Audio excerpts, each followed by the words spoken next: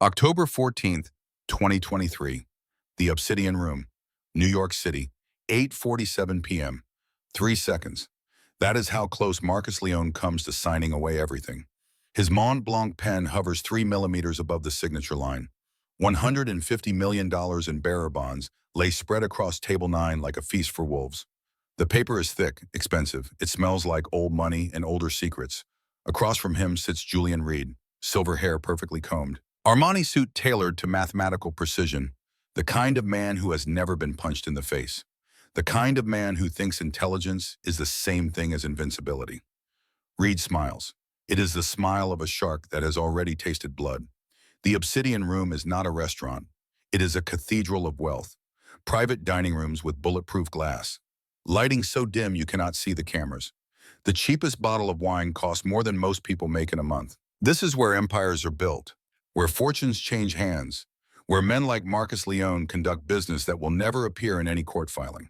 Marcus uncaps the pen. The sound is barely audible over the soft jazz drifting from hidden speakers. His bodyguard Victor stands at the door. 6'4", 260 pounds of muscle and loyalty, Victor has killed 11 men. Marcus knows because he gave the orders for 9 of them. The documents shimmer under the crystal chandelier. Certificado de Obligazione, Palermo, 1947, bearer bonds from the Reconstruction era. Whoever holds the paper owns the gold. 150 million payable upon presentation in Zurich. Perfect, untraceable, exactly what Marcus needs.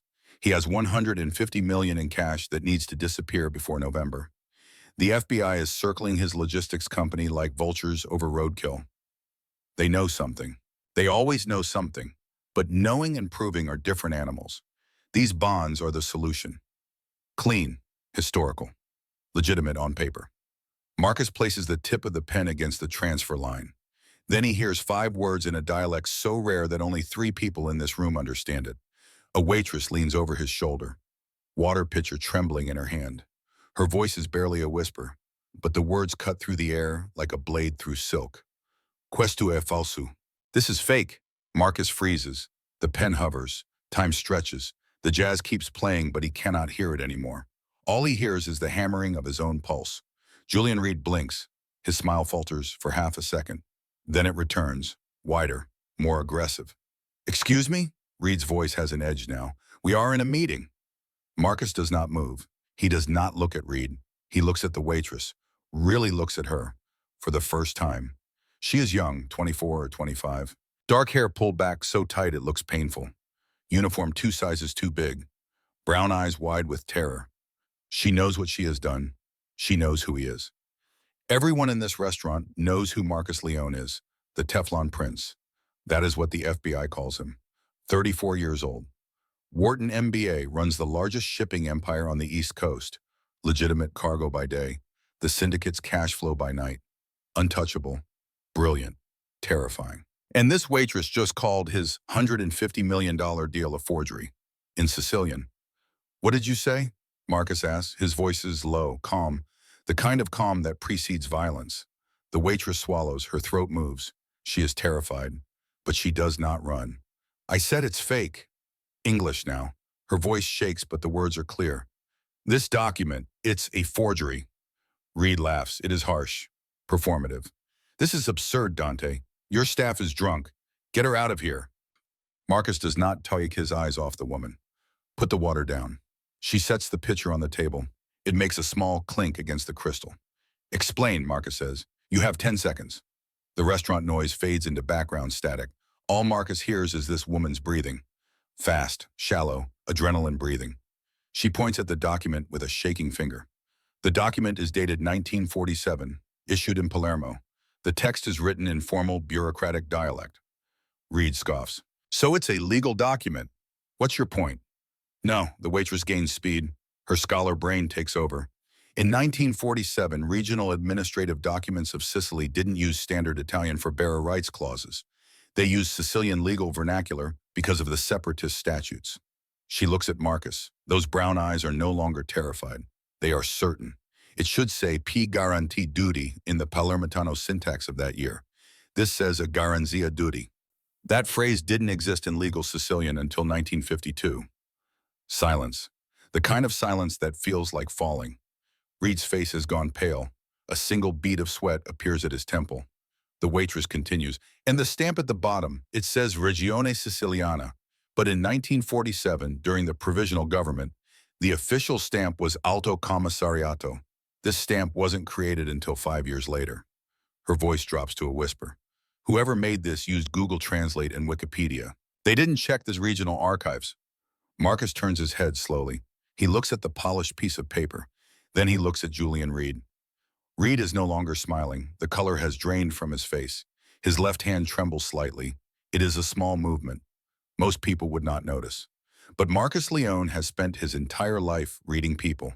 Fear has a specific signature. Is she right, Julian? She's a waitress, Marcus. Reed stands. His chair scrapes against the floor. Too loud. Desperate. She's lying. She's probably working for the Corsicans. This is insane. I represent the oldest banking families in Europe. My reputation. Marcus moves. He does not think about it, does not plan it. His body acts on pure instinct. One moment he is sitting, the next he has lunged across the table. His hands close around Reed's lapels. $3,000 suit crumples in his grip. He slams Reed back down into the booth. The table shakes. The water pitcher tips, spills. Ice water floods across the bearer bonds, and the ink begins to bleed. Real vintage ink binds to fiber. It becomes part of the paper. This ink is modern. Inkjet dye. It runs like watercolor, purple and black bleeding together, turning the priceless historical document into a blurry mess. Marcus stares at the ruined paper. Then he looks at Reed. Inkjet. His voice is soft, deadly. You tried to sell me a $150 million lie printed on an Epson? Reed gasps for air. His eyes bulge. Marcus, please, I can explain. I was forced. They said they would kill me if I didn't. Who? The broker. Reed is crying now, actual tears running down his face. I don't know his real name. He contacted me 6 months ago. Said if I didn't help, he would expose my offshore accounts. I had no choice. Marcus releases him, shoves him back with disgust. He stands, smooths his Tom Ford jacket, signals to Victor. His bodyguard moves instantly. So does Leo, the second guard, who has been standing near the bar. Both men are professional, silent, efficient. Take Mr. Reed to the kitchen, Marcus says. His voice is void of emotion. He has a lot of explaining to do. Use the meat locker. It's soundproof. Reed tries to scramble away. Victor catches him by the collar. Leo grabs his legs. Reed kicks, screams. The other diners freeze. Forks suspended in midair. Nobody moves, nobody helps. This is the Obsidian Room. People who eat here know better than to interfere. Marcus watches them drag Reed through the kitchen doors. Then he turns back to the waitress. She is hugging a tray to her chest, trying to make herself smaller, invisible, the way prey animals freeze when the predator looks their way. Marcus steps closer. He towers over her. 6'2", sandalwood and gun oil, power and violence wrapped in expensive fabric. What is your name? Elena. It comes out as a squeak. Elena. He tests the word. You speak Palermitano dialect perfectly. You know the history of the 1947 separatist movement, and you serve steaks for minimum wage. She stammers. I was a student. Was. Marcus looks at the ruined documents, looks back at her. You just saved me $150 million, Elena, and you humiliated a man who has been lying to me for 6 months.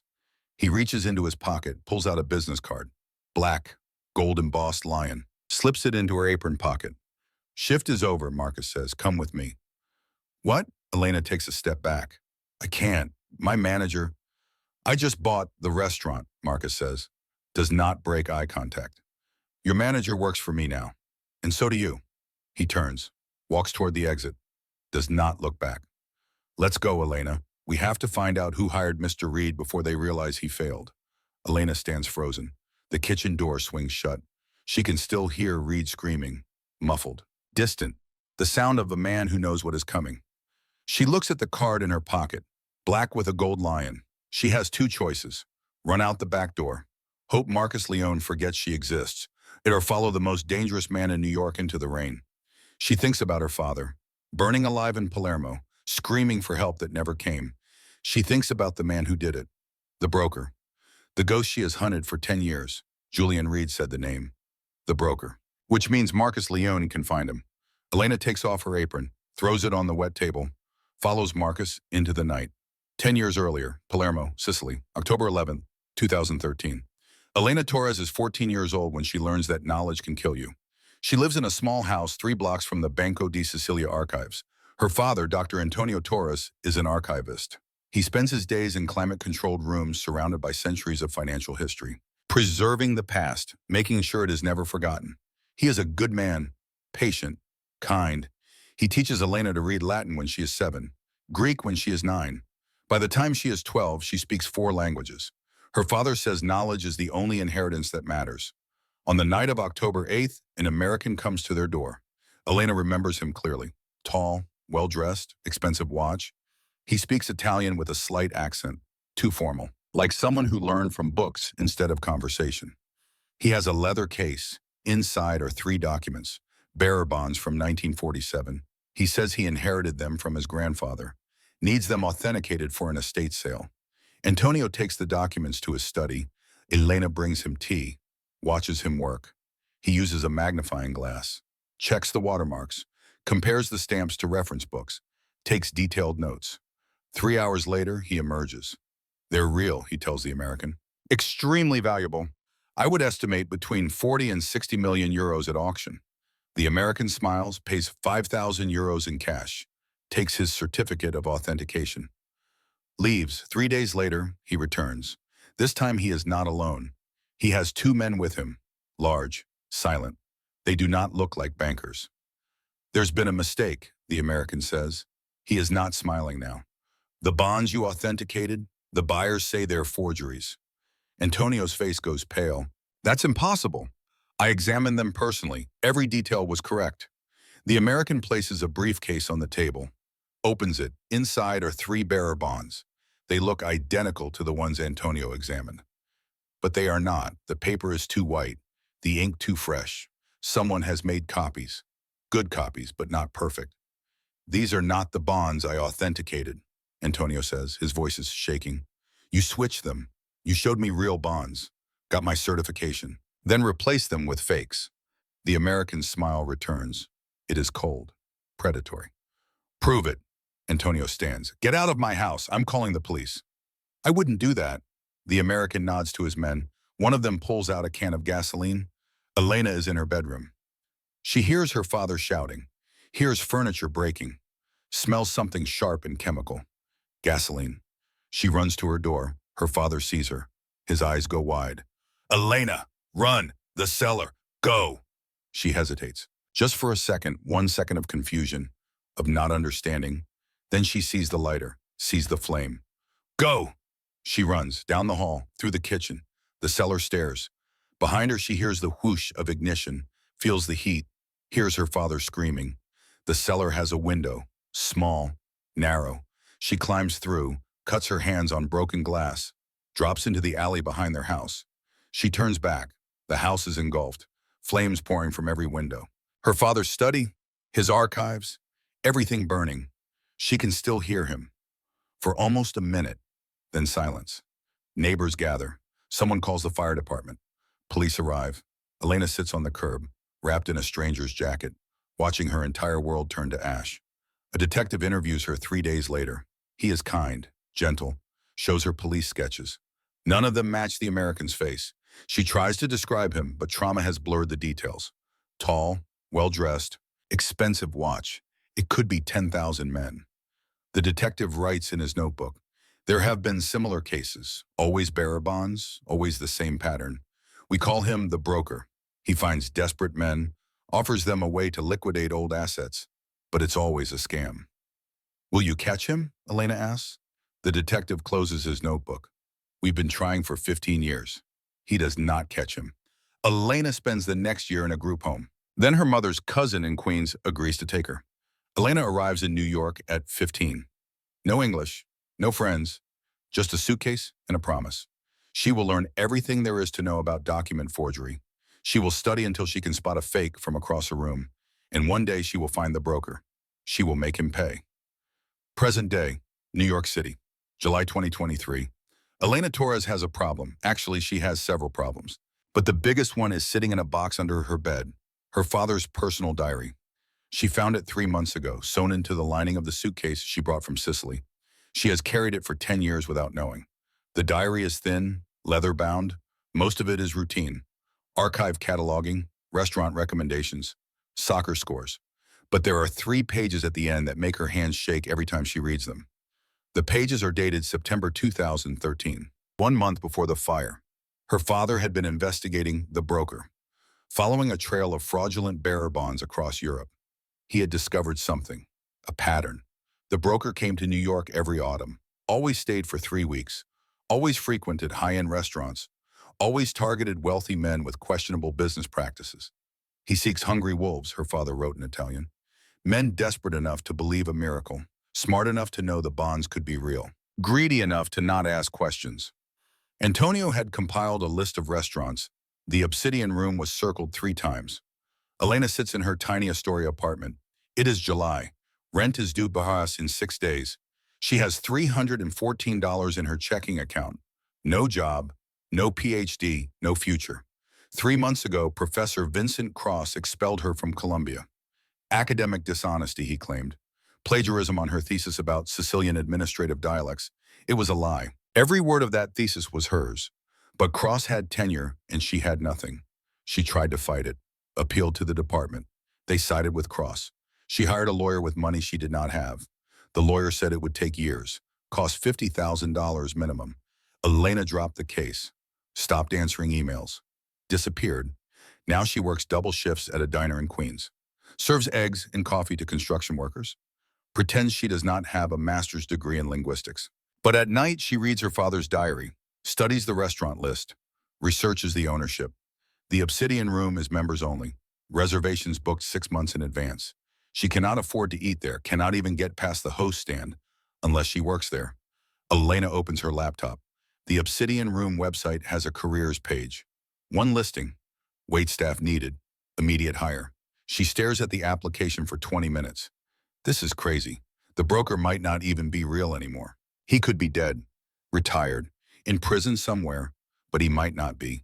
And if there is even a chance, even the smallest possibility that she could find him, she fills out the application, submits it, does not expect a response. The restaurant calls her 4 hours later. September 3rd, 2023. Elena starts work at the Obsidian Room on a Monday. The manager is a thin man named Gerard, who looks at her like she is already a disappointment. Table service only, he says, no questions, no conversation, invisible is ideal. Understood. Our clientele values discretion. You see nothing, you hear nothing, you remember nothing. Clear? Perfectly clear. Gerard hands her a uniform. It is 2 sizes too big. Good.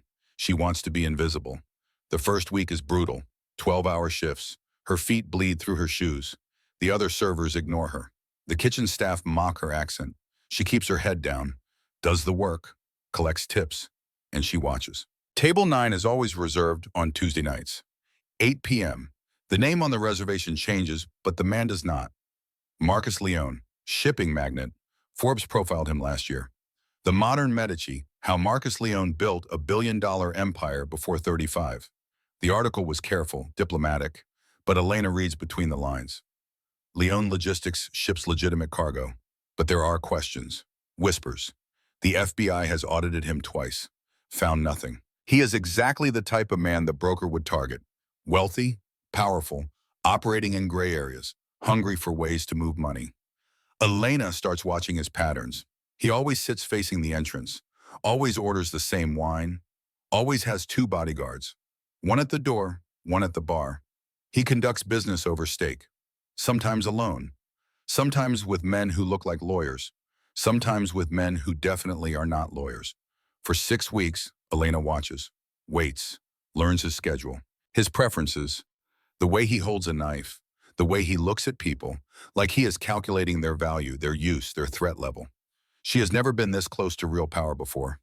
It is intoxicating and terrifying. On October 14th, everything changes. Marcus Leone arrives at 8 p.m. But tonight he is not alone. Tonight he is meeting someone new, a man Elena has never seen before. Silver hair, expensive suit, confident smile. Gerard assigns her to their section. Table 9, do not screw this up. Elena approaches with water. Her hands are steady, She has served hundreds of tables. This is just another shift. But then she sees the documents on the table, and her entire world tilts. Certificado de Obligación, Palermo, 1947. The exact same bonds that killed her father. Her training takes over. She pours water, does not react, does not speak, but her eyes scan the text, reading, analyzing. Decades of study compressed into seconds. The syntax is wrong, the stamp is wrong. The paper might fool a banker, but it will not fool her. Marcus Leone reaches for his pen, uncaps it, places the tip against the signature line. Elena has 1 second to decide. Stay silent. Let him sign. Follow the silver-haired man when he leaves. Try to track him back to the broker. Or intervene. Save a criminal. Expose the forgery. And hope Marcus Leone does not kill her for embarrassing him. She thinks about her father, burning, screaming. Alone, she thinks about justice. She leans in close. Close enough to smell Marcus Leone's cologne. Close enough to see the individual threads in his jacket. And she whispers 5 words in the language her father taught her. Questo è falso. This is fake. The pen stops. Time freezes.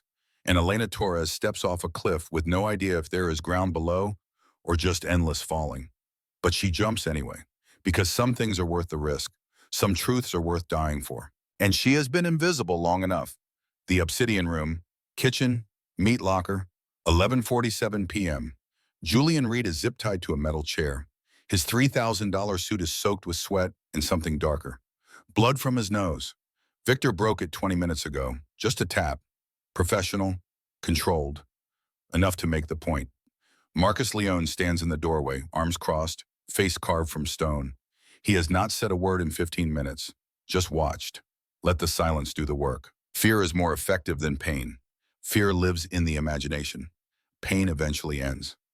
Elena stands behind Marcus. She wanted to stay in the dining room. Wanted to pretend this part was not happening. But Marcus told her to come. You need to see this, he said. You need to understand what world you just entered. So she watches, tries not to look at Reed's face, tries not to hear him whimpering, tries not to think about what her father's last moments were like. She fails at all 3. Who hired you, Julian? Marcus finally speaks. His voice is quiet, conversational, like they are discussing wine pairings. Reed sobs, actual tears running down his cheeks, mixing with blood. I told you, the broker, I don't know his real name. I swear to God, Marcus, I swear. You swear to God. Marcus steps closer. The same God you swore to when you told me those bonds were authenticated by the Banco di Sicilia. That God. Please, tell me about the broker. Reed's words tumble out. Desperate, frantic. He contacted me 6 months ago. Email, encrypted. Said he had a business opportunity. Said I could make $20 million if I helped him with one deal. What deal? He wanted me to sell bearer bonds to someone specific. Someone in New York, someone with cash flow problems. Reed looks up at Marcus, eyes pleading. He knew everything about you. Your shipping routes, your offshore accounts, the FBI audit coming in November, everything. Marcus does not react. His face remains perfectly still, but Elena sees his jaw tighten. Barely, just a fraction. He said the bonds were perfect, Reed continues. Said they would pass any inspection. All I had to do was make the introduction. Get you to sign $20 million for one night's work. And when I signed, Marcus asks, what happened then? I don't know, I swear I don't. He said there would be an extraction team, flight out of Teterboro. I was supposed to be in Monaco by sunrise. Victor steps forward, pulls a phone from Reed's jacket pocket. We cracked this 2 hours ago. He wiped the text, but voice memos recovered. Marcus takes the phone, presses play. A recording fills the cold room. Reed's voice, nervous. The fish is on the hook. Casaro suspects nothing. The paper is aged perfectly. Then another voice, distorted, mechanical.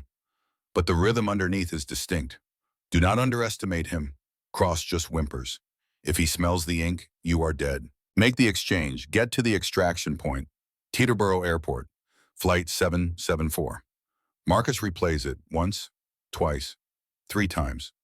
Elena closes her eyes, focuses on the distorted voice, strips away their electronic filter, isolates the vowels, the cadence, the way certain consonants slide together. French, she whispers. Marcus stops the recording, looks at her. You're sure? Positive. Elena steps closer.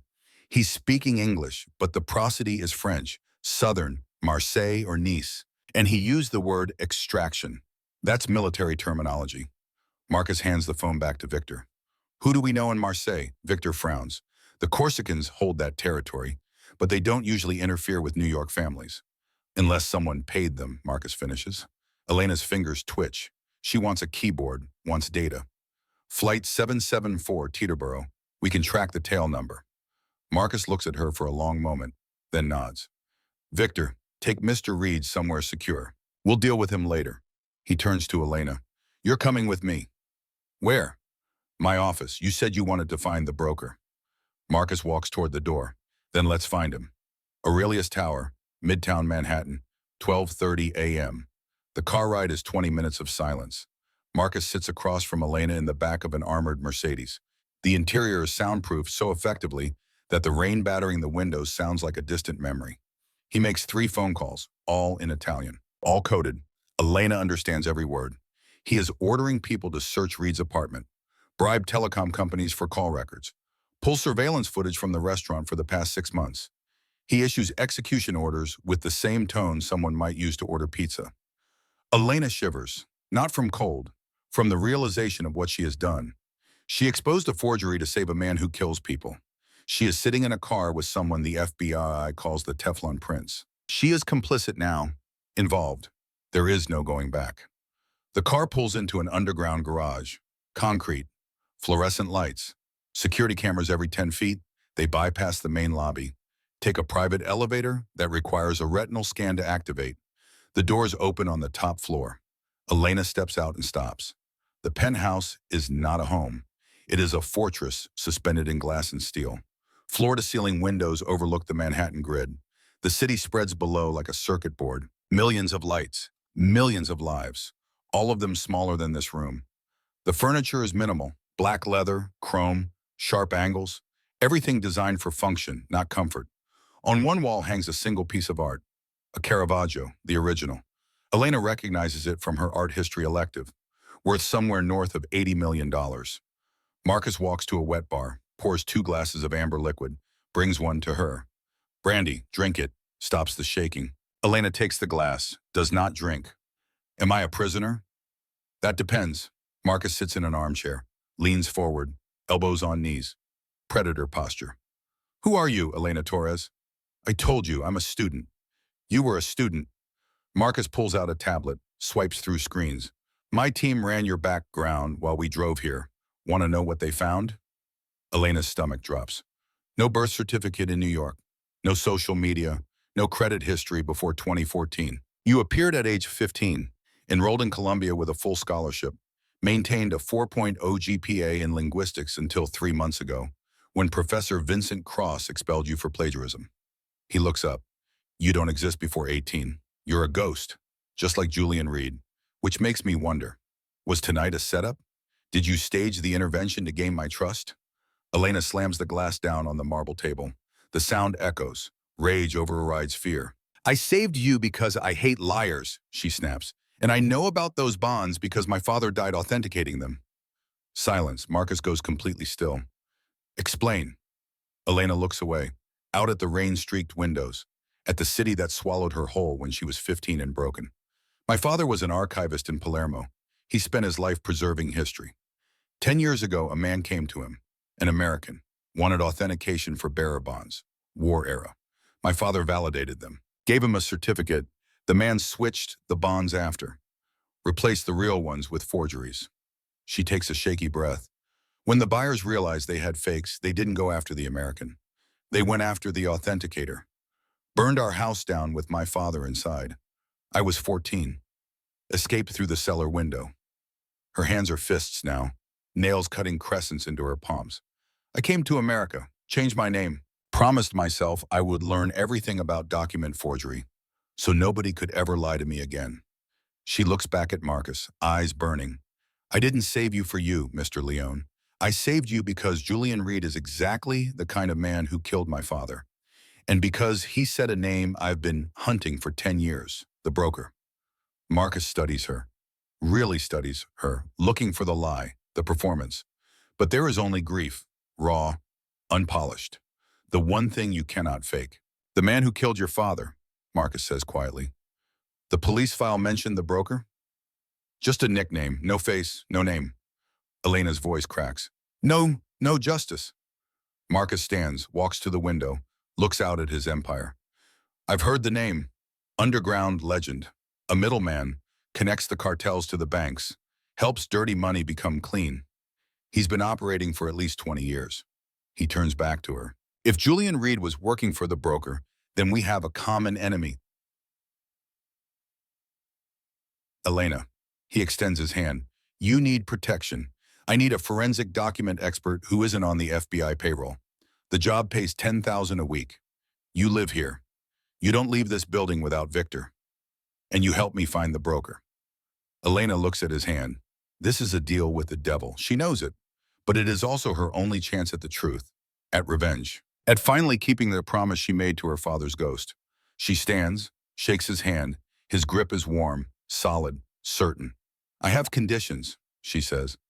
Marcus raises an eyebrow. You're in no position to negotiate, but amuse me. I want access to your archives, every document, every file. When we find this man, I want to be the one to translate the evidence. I want to know he's finished. Marcus considers, then nods once. Done. Welcome to the family, Elena. Family. The word sits strange in her mouth. She has not had family in 10 years. Marcus shows her to a guest room. It is larger than her entire Astoria apartment. King bed with hotel linens. Ensuite bathroom with heated floors. A window view that probably costs more per month than she makes in a year. Rest, Marcus says from the doorway. Tomorrow we start hunting. But Elena does not rest.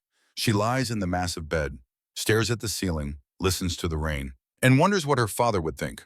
Would he be proud that she found a lead? Or horrified that she made a deal with a monster? At 3 a.m. she gives up on sleep, wraps herself in a robe, walks out to the living room. Marcus is there, standing at the window, whiskey in hand, staring at his city. Can't sleep either, he asks without turning. I keep hearing Julian Reed screaming. You'll get used to it. Should I? Elena moves closer. You hurt people for money. Marcus takes a long drink. Silence stretches. Then quietly, I inherited this empire. My father built it, brick by brick, body by body. I was 10 when he first brought me to a collection, made me watch what happens when people don't pay, said I needed to understand power. He finally looks at her. I've been trying to make it legitimate for 12 years. Clean money, real investments. But the family resists, the old guard. They like the blood, the fear. And getting out is harder than getting in. Then why stay? Because leaving gets you killed and taking your family with you. He turns back to the window. I'm trapped, Elena, just in a very expensive cage. It is the first honest thing he has said, the first crack in the armor. And Elena realizes they are not that different. Both trapped by the past, both trying to escape ghosts. We'll find him, she says, the broker. And when we do, maybe you get your freedom. Maybe I get my justice. Marcus looks at her. Something shifts in his eyes, not quite trust, but recognition, like calling to like. Maybe, he says. They stand together at the window, two damaged people, watching the city sleep, neither of them knowing that in 6 weeks they will be willing to die for each other. The War Room, Aurelius Tower, October 15th to October 20th. Elena does not sleep much over the next 5 days. The guest room becomes just a place to shower and change clothes. The real work happens in what Marcus calls the War Room. It is a soundproofed office on the north side of the penthouse. No windows, just servers and monitors and enough computing power to run a small country. Marcus gives her unlimited access, credit cards that have no limit, security clearances that open doors most people do not know exist. On day 1, Victor brings Julian Reed's phone. Cracked the encryption. The broker wiped most of it, but we recovered voice memos, email fragments. Enough to build a profile. Elena puts on headphones, listens to the distorted voice 17 times, runs it through audio software, strips away the electronic filter layer by layer. Underneath is a man, late 50s, early 60s, native French speaker, military background based on vocabulary choices, uses phrases like extraction point and operational security. Not banker language, soldier language. She pulls up linguistic databases, compares regional dialects. Marseille fits. But it could also be Toulon, anywhere along the southern coast. He's ex-military, Elena tells Marcus. Probably French Foreign Legion, operating out of the Mediterranean. Marcus calls someone, speaks rapid Italian, hangs up. The Corsicans run Marseille, but they don't usually interfere with American families unless someone hires them. Someone with serious money. On day 2, Elena hacks the Teterboro airport flight registry. It takes her 4 hours and 3 cups of coffee that's so strong they could strip paint. But she finds it. Flight 774, tail number N459GH, registered to a Delaware shell company. Blue Heron Holdings. She runs the company through every database she can access. Ownership is buried under 6 layers of paperwork, but she follows the thread. One corporation leads to another, which leads to a trust, which leads to a name. Senator Arthur Sterling. Elena stares at the screen. No, that can't be right. Marcus looks over her shoulder, sees the name. His face goes dark. Blue Heron. Fuck. You know it? Senator Sterling chairs the banking committee. He's supposed to be cracking down on money laundering. Marcus's voice is deadly quiet. He's supposed to be one of the good guys. Elena's mind is racing, connecting pieces. This wasn't about stealing your money. It was a trap. If you had signed those bonds, Sterling would have proof you were moving illegal capital. He could have raided you the moment the money transferred. Marcus nods slowly. The FBI audit in November. Sterling probably pushed for it, needed evidence, the bonds were bait. He looks at Elena with new intensity. Not just respect, something deeper. You didn't just save me money, Elena. You saved me from federal prison, possibly my life. He leans down, places his hands on the arms of her chair, traps her, his face is inches from hers. She can see flecks of gold in his dark eyes, can smell his cologne, sandalwood and something darker. We need to go on the offensive, Marcus says. Sterling is hosting a gala Saturday night. Metropolitan Museum, charity fundraiser. So, Marcus smirks, dangerous. So we're going. Julian Reed is missing. Sterling doesn't know the deal failed yet. He thinks I'm ruined. I want to see his face when I walk through the front door. Elena's breath catches. I can't go alone. Looks suspicious. I need a date. Someone who can blend in. Who speaks 3 languages. Who can spot a liar from across a room. He reaches out, tucks a strand of hair behind her ear. His touch is electric. Get ready, Elena. You're going to need a dress. The days blur together after that. Elena divides her time between research and trying not to think about Marcus. About the way he looks at her when he thinks she is not watching. About the way her heart speeds up when he enters a room. They work late into the nights, sharing takeout, comparing notes. She tells him about growing up in Palermo, the archive smell, her father's patient voice teaching her to read medieval Latin. Marcus tells her about his father, about being groomed for violence, about watching his first execution at 12 years old. Did you want this life? Elena asked one night. 3 a.m., both of them exhausted. I wanted to make my father proud. Marcus stares at his whiskey. By the time I realized what that meant, it was too late. Their hands brush reaching for the same document. Electric current. They both freeze. Look at each other. The air between them changes. Charges. Marcus pulls back first. I'm sorry, you work for me. This is inappropriate. I know, Elena whispers. But neither of them moves. The moment stretches. Breaks. They go back to work. Pretend it did not happen. But something has shifted. The walls are thinner now. On day 5, Victor enters the war room. Boss, Sterling's gala is Saturday. Security will be tight. Marcus nods. Make the arrangements. We're going. Elena's stomach flips. Marcus, I'm a waitress. I don't know how to talk to senators. He looks at her, really looks at her. You're the smartest person I've ever met. You'll be fine. Just be yourself, observe, translate, and hold my arm. That's it? That's it. He stands. Victor will handle security. I'll handle Sterling. You just need to look beautiful and help me spot the lies. Beautiful. The word hangs in the air. Elena realizes this is happening. She is going to a gala at the Metropolitan Museum. On the arm of a man who kills people. To confront a United States senator who tried to frame him. Her life has become unrecognizable. Saturday, October 21st. Preparation. The transformation of Elena Torres takes 6 hours.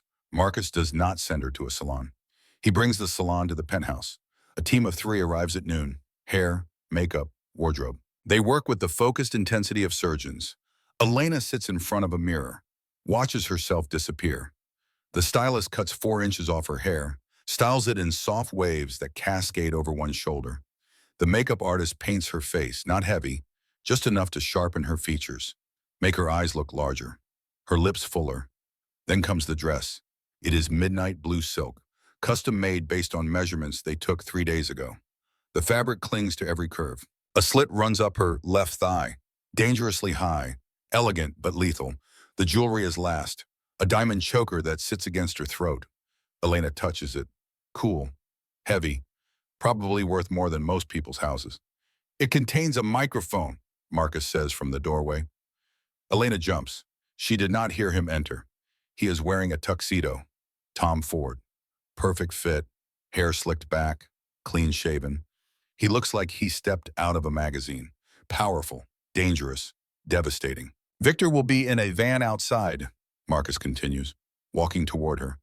Listening, if you get into trouble, say the word champagne. He'll come get you. What kind of trouble? The kind where people try to hurt you. He stands behind her, both of them reflected in the mirror. They look like a couple from a different world. Dark, beautiful, dangerous. I'm nervous, Elena admits. Good. Nervous keeps you sharp. Marcus places his hands on her shoulders, meets her eyes in the mirror.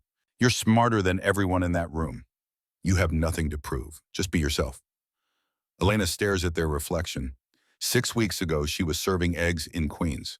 Tonight, she is going to the Metropolitan Museum on the arm of the most dangerous man in New York. Life is strange. Metropolitan Museum of Art, 8:15 p.m. The museum is closed to the public, transformed into a glittering ballroom. The Temple of Dendor glows under purple lighting. Waiters in white jackets circulate with trays of champagne and caviar. The air smells like expensive perfume and older money. When Marcus Leone walks through the entrance with Elena on his arm, the room goes quiet. Not completely silent, but a ripple of stillness spreads outward. Heads turn, conversations pause, people stare. Elena feels every eye on her, judging, calculating, wondering who she is, how she got here, what she wants. Marcus walks with easy confidence, like he owns the room. Maybe he does. His hand rests on the small of her back, possessive, protective. There, he murmurs, nodding toward a group near the Egyptian statues. Senator Arthur Sterling, large man, red face, expensive tuxedo stretched tight across his belly. He is laughing at something. Loud, performative. The laugh of a man who has never been told no. Marcus guides Elena toward him. The crowd parts, lets them through. Sterling turns, sees Marcus. His face goes through 3 emotions in 2 seconds. Shock, fear, confusion. Then the mask slams down. Professional smile, extended hand. Mr. Leone, Sterling's voice is too loud. I didn't expect to see you here. I heard you were tied up with business. Business is booming, Senator. Marcus shakes his hand, just long enough to be polite. I'd like you to meet my fiancée, Elena. Fiancée, the word is a gunshot. Elena keeps her face smooth, extends her hand. A pleasure, Senator. Sterling takes her hand, his palm is sweaty, clammy. Fiancé, I didn't know you were settling down, Leone. Elena is special. Marcus smiles, sharp, dangerous. She has an incredible eye for detail. Recently helped me avoid a very bad investment, some counterfeit bonds from 1947. Can you imagine someone tried to pass them off as real? Sterling goes pale, actually pale. The red drains from his face like water from a tub. The market is full of sharks, he stammers, laughs nervously. You have to be careful. Indeed, Elena adds, voice sweet, innocent. You never know when a blue heron might fly into your engine. Sterling drops her hand, stares at her, terrified. He knows. He knows that she knows. Excuse me, he mutters. I need a drink. He walks away, fast, almost running. Elena watches him go, then tracks his sight line. He is looking at someone, seeking approval, or maybe instruction.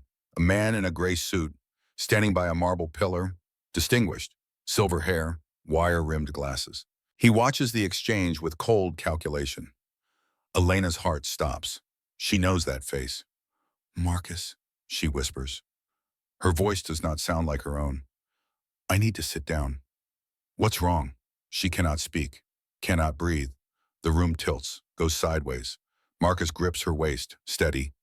Elena, talk to me. That man, by the pillar, gray suit.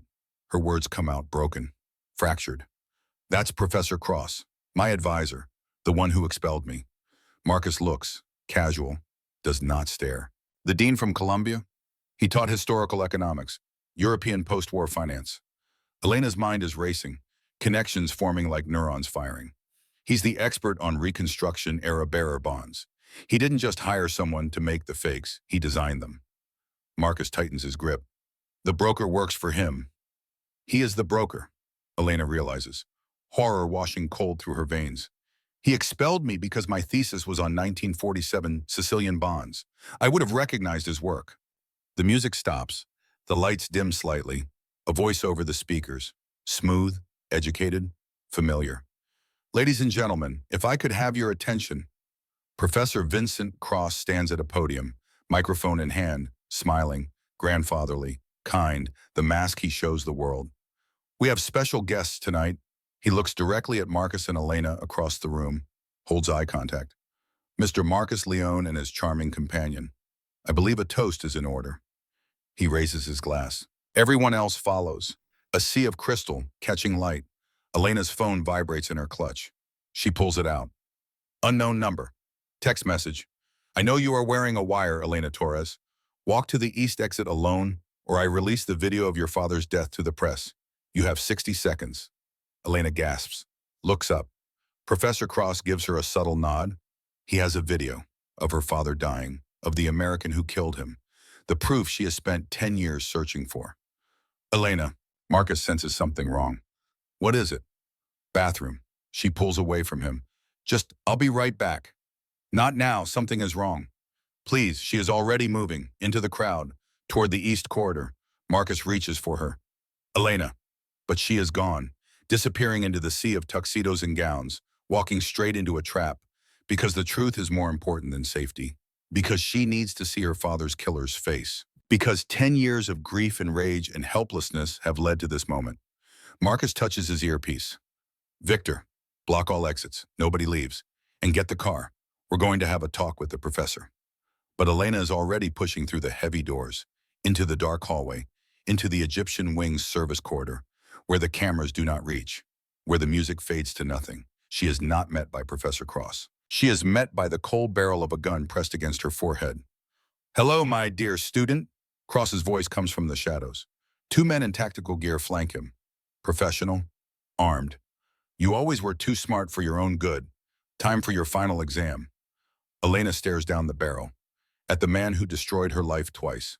Once when she was 14, once when she was 24. And she realizes, some knowledge costs everything.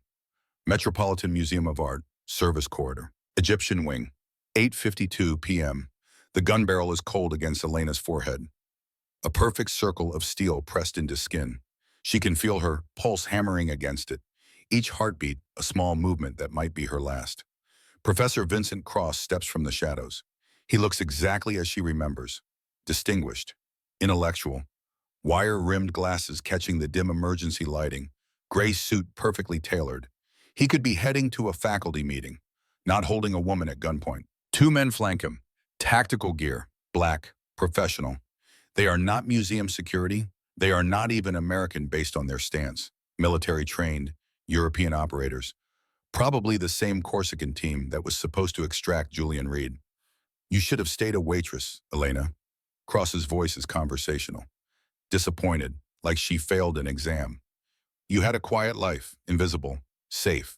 Why did you have to interfere with my retirement fund? Elena's mouth is dry. Her voice comes out as a whisper. You killed him. I killed many people, my dear. You'll have to be more specific. My father, Antonio Torres, Palermo, 2013. Cross tilts his head, genuinely trying to remember. The archivist? Oh yes, he was quite stubborn.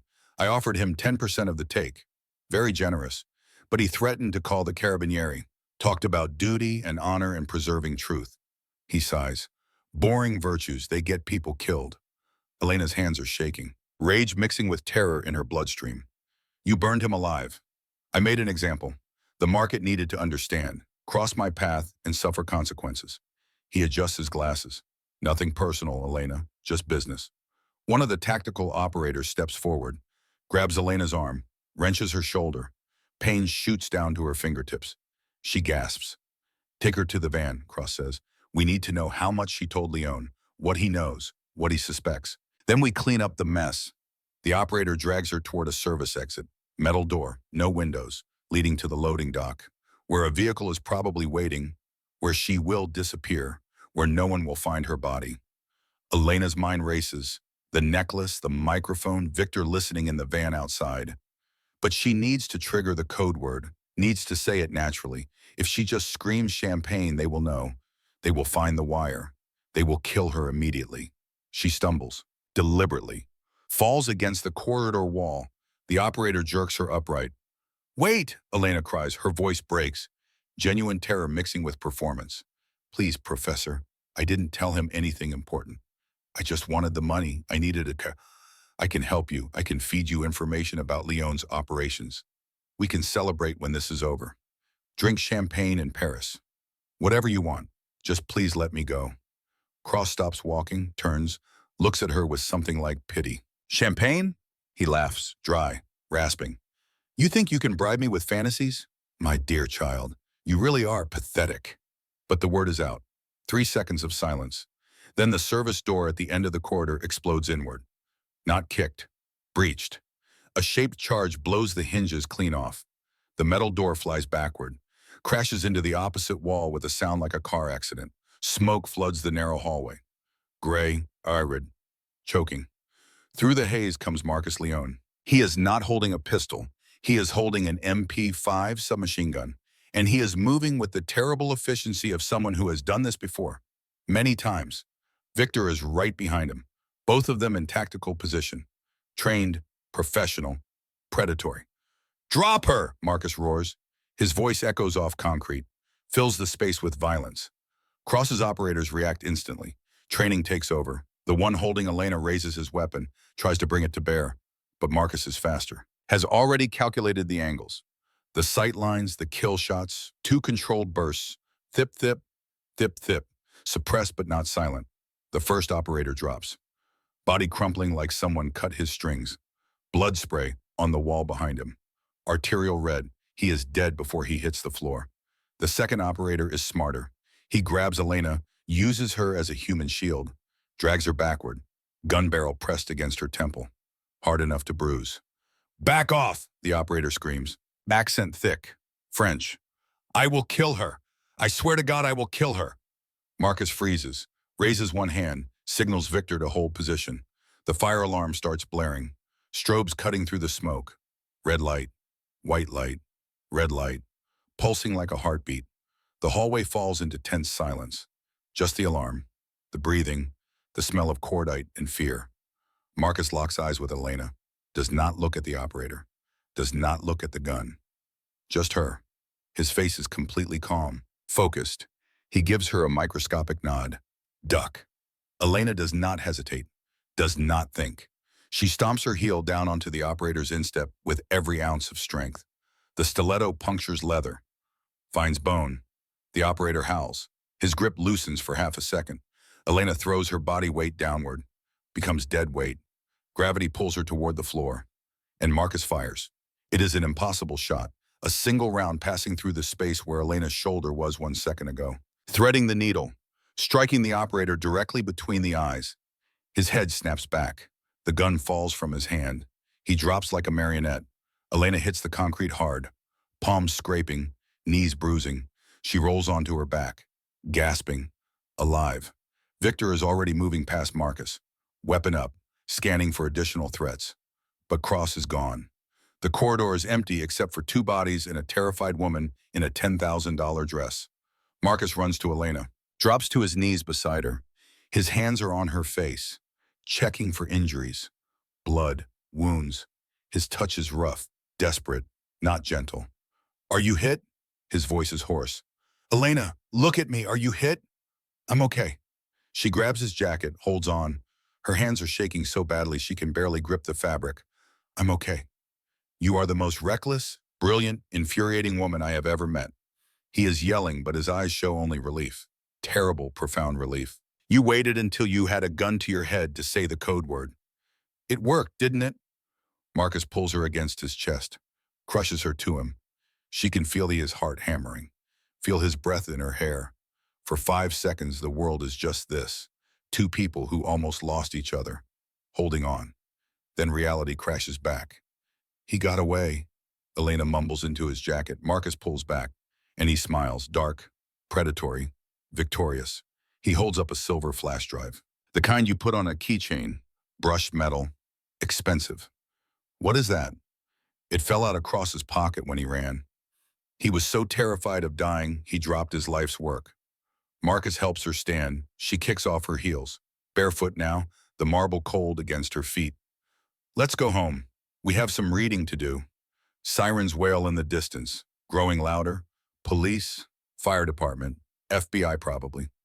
Marcus does not seem concerned. He takes off his jacket, drapes it over Elena's shoulders. It is still warm from his body. Smells like him. Victor, clean this up, Marcus says, not even looking at the bodies. The usual channels. I was never here. She was never here. Understood, boss.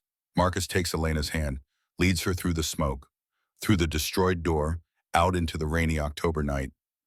His car is waiting, engine running, door open. He helps her inside, closes the door. The soundproofing cuts off the sirens immediately.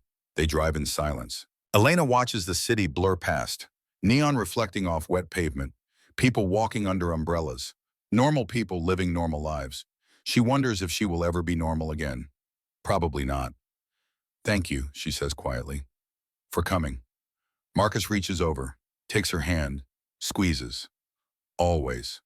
Aurelius Tower. War Room. 3:17 a.m. The atmosphere is suffocating. Marcus, Victor, and Elena are gathered around the main monitor. Rain lashes the windows. The city below is mostly dark. Just streetlights and the occasional car. The world is sleeping. They are hunting. The silver flash drive is plugged into an isolated system, not connected to any network, not touching the internet. Whatever is on this drive stays contained until they decide otherwise. The screen shows a simple login prompt. Black background, white text, blinking cursor. No hint, no forgot password option, just a field waiting for input. Below the field, one line of text. The origin of the lie. Victor slams his fist on the desk. It's encrypted. A ES-256-bit military grade. Would take a quantum computer 100 years to brute force this. And we have one attempt, Marcus adds, looking at the screen. One wrong password and the drive wipes itself. Everything gone. Elena has been staring at the prompt for 23 minutes. She still wears Marcus's jacket over her ruined dress. Barefoot, hair falling out of its careful styling. Makeup smudged. She looks like someone who survived a war. She probably did.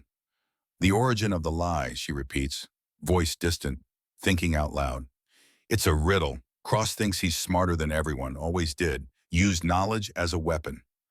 Can you crack it? Marcus asks. I don't know. Elena stands, paces, her mind cycling through everything she knows about Vincent Cross. 5 years of lectures, hundreds of office hours, the way he spoke, the phrases he favored, his obsessions. He taught that the first great financial lie wasn't about bonds, she says. It was about a mistranslation. The Medici Bank, 1492. A zero was added to a balance sheet to hide a deficit. He called it the golden error. She types GOLDEN space ERROR. Hits enter. Access denied. Damn. Elena runs her hands through her hair, pulls pins out, lets it fall loose. Think. Think like him. He killed your father over Sicilian bonds, Marcus says, standing behind her, hand on the back of her chair. He tried to sell me Sicilian bonds. His obsession is Sicily. Elena's eyes widen. The fake bond, the one Julian tried to sell you, it had a specific date, October 14th, 1947. So? October 14th, 1947 was the day the Regional Assembly of Sicily passed the vote on the special statute. The law that gave the island autonomy. She is talking faster now. Pieces connecting. But Cross always argued in his thesis that the vote was rigged, that the statute was illegitimate. He had this phrase, called it the bastard statute. She types in Italian, LO space ST, ATUTO space, BASTA, Ardo. Access denied. One attempt remaining, the screen warns in red text. Incorrect password will result in complete data erasure. The room goes silent. The pressure is physical, crushing $150 million. The evidence of her father's murder, their lives, all hanging on one phrase, one password, one chance. Elena closes her eyes, forces herself to breathe, to think, to remember. The restaurant, the moment she saw the forgery, the grammatical error that let her spot the fake. He used the wrong dialect. A garanzia duddy instead of pie garanti duddy. She opens her eyes, looks at Marcus. He didn't make a mistake. On the bond, the wrong dialect. It was deliberate. His signature, a hidden mockery of the people he was scamming. Marcus is watching her, waiting, trusting. The password isn't the truth, Elena says. The password is the lie itself. The grammatical error, his mark. She types slowly, carefully. A space GARANZIA space DUT to Y. Her finger hovers over enter. This is it. Either she is right or they lose everything. She presses the key. The screen goes black. For 3 seconds, nothing happens. Elena's heart stops. She got it wrong. It is over. Then the screen flashes green. Access granted. Files cascade down the monitor. Folders within folders. Years of work. Decades of crimes. All organized, cataloged, archived, because Vincent Cross could not help himself. Could not resist documenting his own genius. Bank accounts in the Caymans, Switzerland, Monaco, Singapore. $340 million hidden across 4 continents. A folder labeled payoffs. Inside are wire transfer receipts. Senator Arthur Sterling, $12 million over 3 years. Dates, amounts, purposes. Secure FBI investigation delays. Provide advance warning of audits. Block extradition requests. Another folder. Blueprints, how to forge bearer bonds. Step-by-step instructions. Chemical formulas for aging paper. Recipes for period-accurate ink. Templates for stamps that no longer exist. A client list. 47 names, dates, amounts. Some of the wealthiest men in the world. Politicians, CEOs, cartel leaders, all of them scammed. All of them too embarrassed or too implicated to report it. And at the bottom, one folder, loose ends. Marcus clicks it. Inside are video files, surveillance footage, blackmail material, insurance policies in case any of his victims decided to talk. The most recent file is labeled Palermo 2013 Final. Elena stares at it. Her hands are shaking. I don't know if I can watch this. Marcus's hand closes over hers. Warm, steady. You don't have to. We have enough evidence to destroy him. You don't need to see. But she does. She needs to see the face of the man who killed her father, needs to know. After 10 years of nightmares and questions and grief, she needs the truth. Play it, she whispers. Marcus hesitates, then double-clicks. The video opens. Grainy surveillance footage. Black and white. Date stamp in the corner. October 11th, 2013. 11:47 p.m. A house. Her house. The one she grew up in. The camera is positioned across the street, probably on a rooftop. Professional setup. A man exits the front door. Even in grainy footage, she recognizes him. Younger, less gray, but the same build, the same walk. Professor Vincent Cross. He stands on the front step, lights a cigarette, checks his watch, casual, unhurried. Behind him through the open door. Orange glow, smoke. The house is burning. Cross turns, looks back inside. The audio is poor, but Elena can hear it.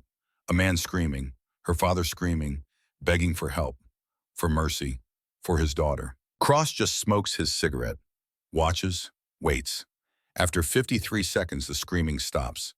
Cross drops the cigarette, crushes it under his shoe, walks to a car parked at the curb, gets in, drives away. The video ends. Elena sits frozen. She cannot move, cannot breathe. For 10 years, she imagined this moment. But imagination is nothing like reality. Nothing like seeing it, knowing it, having proof.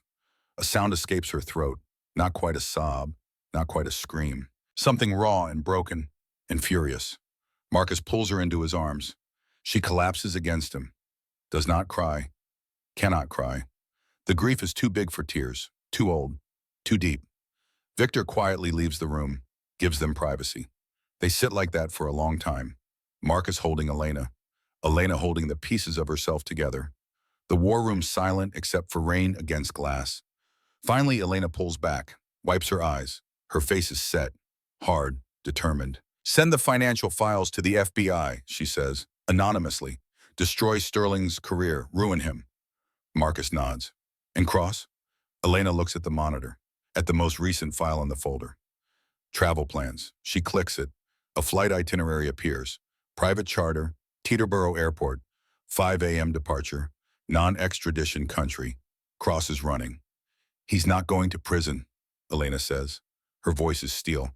He has too many connections, too much money. He'll disappear. Start over somewhere new. Marcus stands, walks to the weapons cabinet. Then we stop him before he gets on that plane. I'm coming with you, he turns. Elena, this will be violent. I'm not arresting him. I'm not calling the police. You understand what that means? I understand. She stands, walks to the cabinet, looks at the guns, the knives, the tools of violence. He killed my family. I've spent 10 years running from him. I'm not watching on a monitor while you end it. She picks up a pistol, Glock 19, standard, reliable, holds it like she has been taught. Both hands, proper grip. She does not look comfortable. Looks like someone holding something dangerous that they do not want to touch, but must. If you come, Marcus says, his voice is serious. Final. You do exactly what I say. No heroics, no improvisation. We end this and we walk away. Together. Together, Elena repeats. Marcus takes the gun from her hands, checks the chamber, confirms the safety, hands it back. Victor, he calls. His bodyguard appears instantly. Get her a vest. We're going hunting. Teterboro Airport, private airstrip, 4:47 a.m. The airport is desolate, just wet asphalt and strobe lights cutting through pre-dawn mist.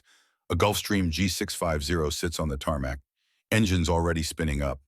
High-pitched whine cutting through the rain. Stairs extended. Door open, ready for immediate departure. Marcus's Maybach does not slow down, does not stop at the gate. Just crashes through, barriers shattering, alarms screaming. The car accelerates, drives straight at the nose of the plane. At the last second, Victor swerves. Tires shrieking. The Maybach slides sideways, blocks the runway. Nothing is getting past. Nothing is taking off. Before the car even stops, Marcus is out. Rain soaking him instantly. Plastering his hair to his forehead, he raises the MP5, aims at the plane's cockpit. Cut the engines! The pilot sees the weapon, the tactical gear. The expression on Marcus's face makes the smart choice.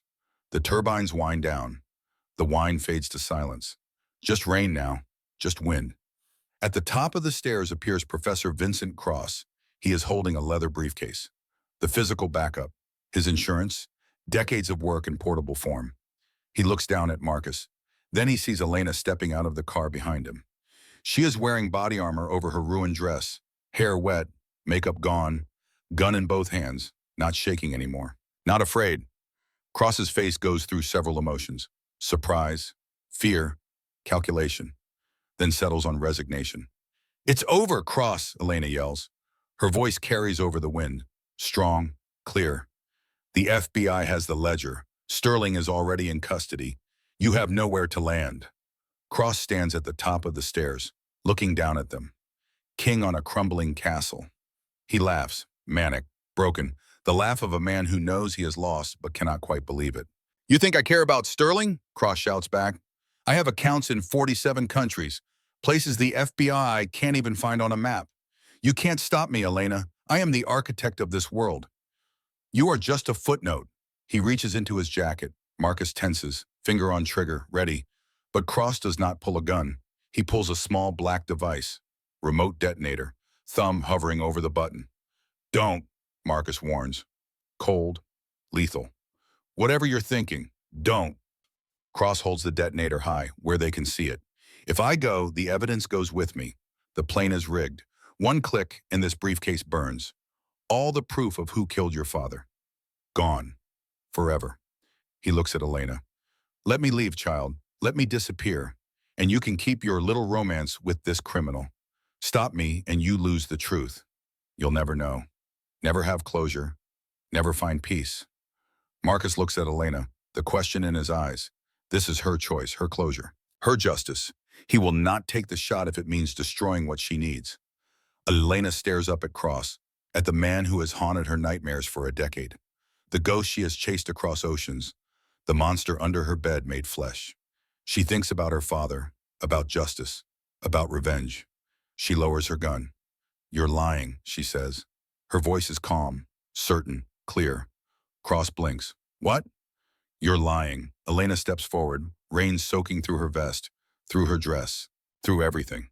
"You're a narcissist, Professor. You spent 40 years building your reputation, documenting every scam, every dollar, every victory." She keeps walking, closer to the stairs, to him. "You archived everything. You couldn't help yourself.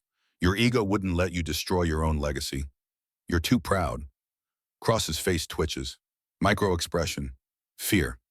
"You didn't rig the plane to blow up the evidence," Elena continues. "You're holding a garage door opener, or a car alarm, something harmless, because you could never destroy your life's work." She raises her gun again, aims at him. Steady. "You're bluffing, and we both know it." For 3 seconds, Cross stands frozen, his bluff called, his mask cracking. Then rage takes over, or animal fury at being outsmarted by a student, a waitress, a footnote. He throws the fake detonator at them, reaches for the real gun in his waistband. Clumsy, desperate, a scholar playing soldier. He is too slow. Elena fires first. The shot is wide, deliberate, hits the metal railing next to Cross's hand. Sparks fly. The sound echoes across the empty runway. Not a kill shot, but it terrifies him. Cross stumbles backward, trips over his own feet. The gun falls from his hand. He tumbles down the metal stairs, crashes onto the wet tarmac, lands in a heap at Marcus's feet.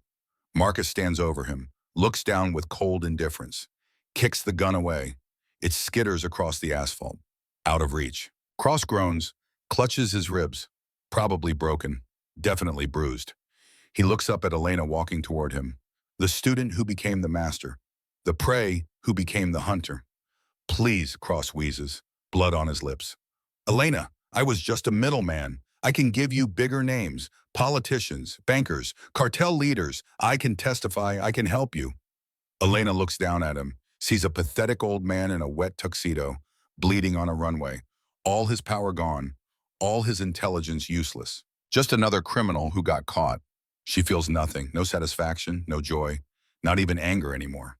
Just emptiness where hatred used to live. "I don't need your names," she says quietly. "I have the ledger. I have the video. I have everything." She turns to Marcus. "I'm done with him." Marcus nods, grabs Cross by the collar, drags him toward Victor, who is waiting with zip ties. Cross tries to resist. Too weak, too broken. Victor secures him. Professional, efficient. "The FBI will be here in 5 minutes, Marcus says to Cross, not looking at him, looking at the city lights in the distance. "You're going to spend the rest of your life in a cell, explaining how a waitress outsmarted you, how a 24-year-old girl with a linguistics degree took down your entire empire." He turns back, smiles. "Enjoy prison, Professor. I hear the academics don't do well there." Cross just whimpers, broken, finished. Marcus walks to Elena, takes the gun from her hands, tucks it into his belt, cups her face, wipes the rain from her cheeks. His touch is gentle now. No longer the predator, just a man looking at a woman he admires. "You didn't kill him," Marcus says, sounding impressed, proud. "He's not worth the bullet." Elena's voice is steady, strong. "And besides, I have a thesis to finish." Marcus laughs, genuine, warm. The sound breaks the tension of the moment. He kisses her, fierce, claiming. Right there on the runway as red and blue lights flood the scene. Police cruisers screaming toward them. FBI, ATF, Homeland Security probably. The entire alphabet soup of federal law enforcement. "Forget the thesis," Marcus whispers against her lips. "I have a better job offer." "Does it involve waitressing?" "No." Marcus takes her hand, leads her back to the car, away from Cross, away from the past, towards something new. It involves running an empire. They drive away as the police arrive, as Cross is taken into custody, as the sun starts to rise over New York, painting the sky in shades of gold and pink. Elena watches the city wake up, thinks about everything that has changed in 6 weeks, everything she has lost, everything she has gained. She is not innocent anymore, not invisible, not a victim. She is something else now, something harder, something dangerous, and she is not sure if that is good or bad, but she is alive. Her father's killer is caught. The truth is known. Maybe that is enough. 6 months later, April 28th, 2024, the Obsidian Room is packed on a Tuesday night, every table full, waiters moving between diners with practiced grace. The kitchen sends out dish after perfect dish. Wine flows, conversations murmur, money changes hands in quiet corners. Table 9 is occupied. Marcus Leone sits across from Elena Torres.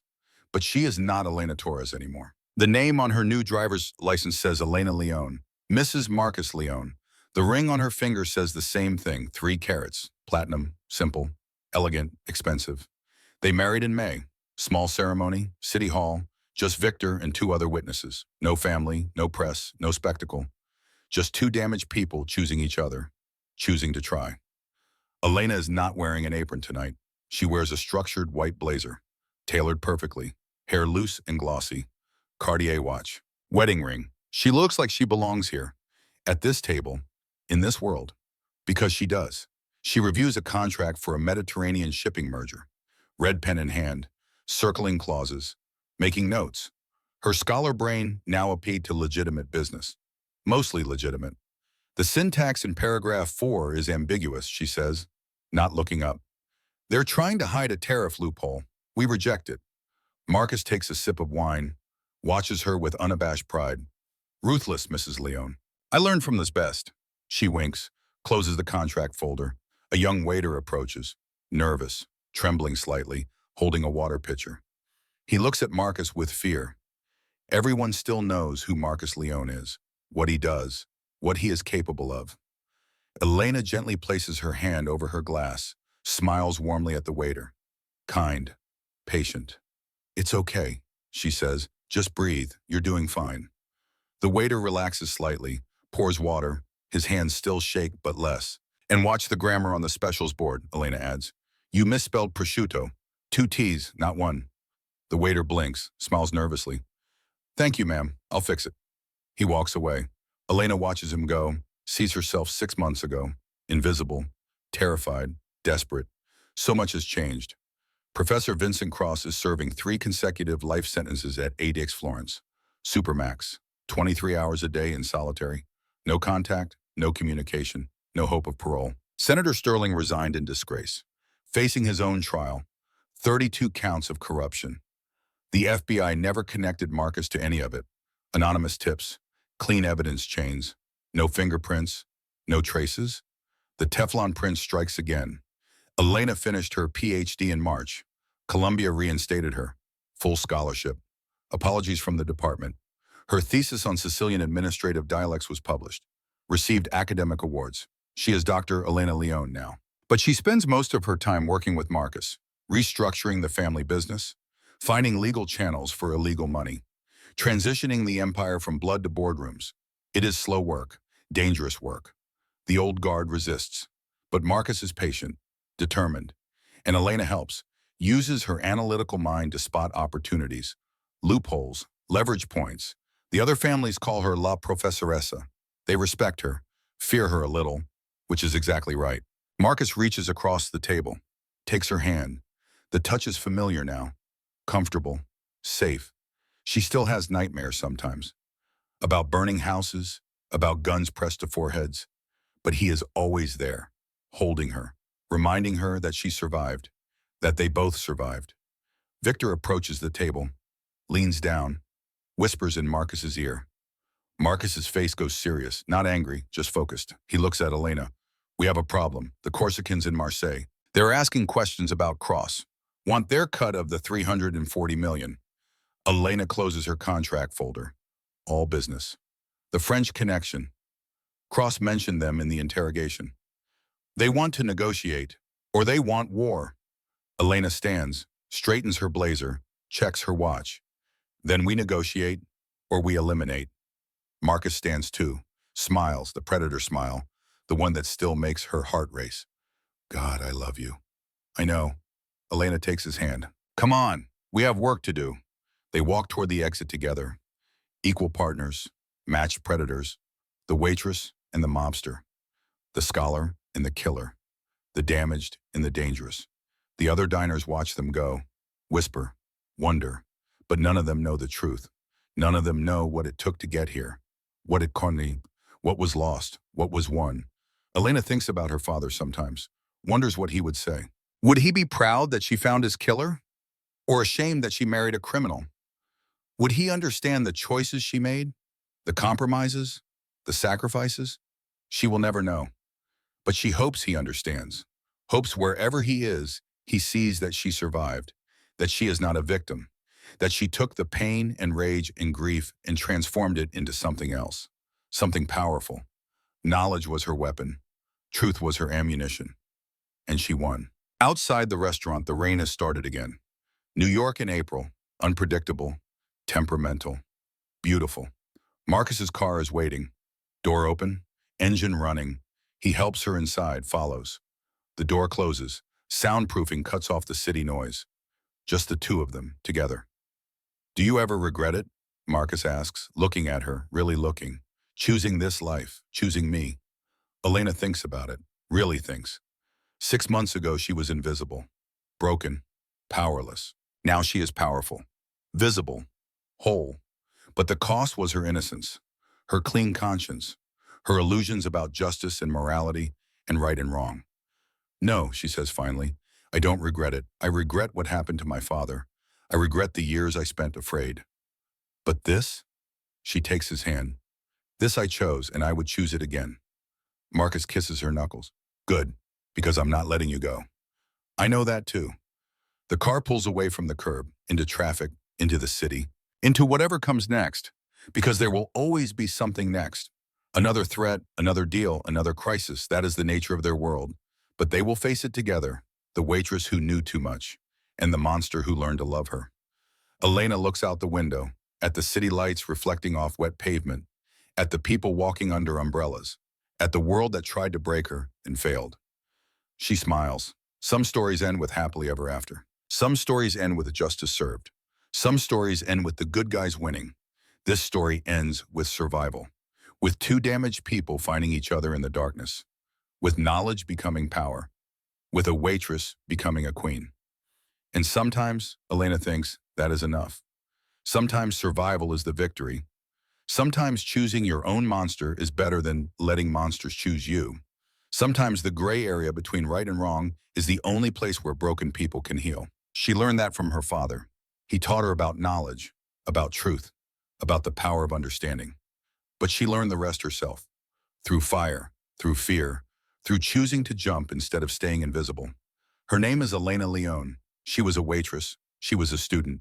She was a victim. Now she is something else. Now she is free. And her story is just beginning, the end.